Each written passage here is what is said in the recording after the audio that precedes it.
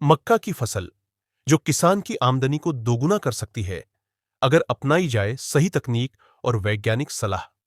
आंचलिक कृषि अनुसंधान केंद्र महित जौनपुर के वैज्ञानिक डॉक्टर गजेंद्र सिंह कहते हैं कि मक्का की फसल के लिए समय पर बीज की बुवाई, उर्वरकों का संतुलित उपयोग और रोग प्रबंधन सबसे जरूरी है।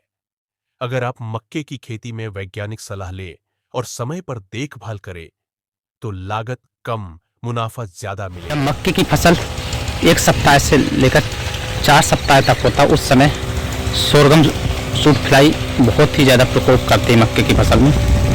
और कभी कभी जब 2 सप्ताह की मक्के की फसल हो जाती है उस समय मक्के के तना बेधक कीट का भी प्रकोप होता है। और अब उसके स्थान पर अब नया कीट आने लगा है, फाल आर्मीवर्म कीट। और कभी कभी हमारा हेलिकोवर्प आर्मी जेरा कीट का भी प्रकोप दिखाई देता। तो इसका पहचान करना अति आवश्यक है।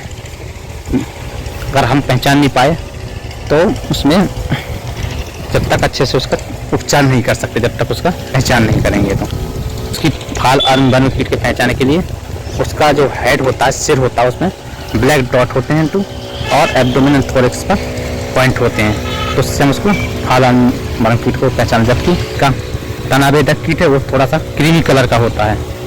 इस दोनों में पहचान है।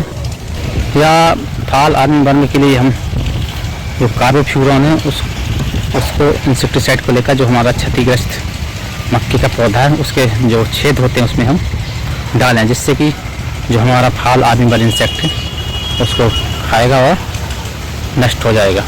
शुरुआत अवस्था में हम ट्राइकोग्रामा किलोनिस आता है, जिसको भी हम 1.5 से 2 लाख एक्स प्रति हेक्टेयर रिलीज करते हैं।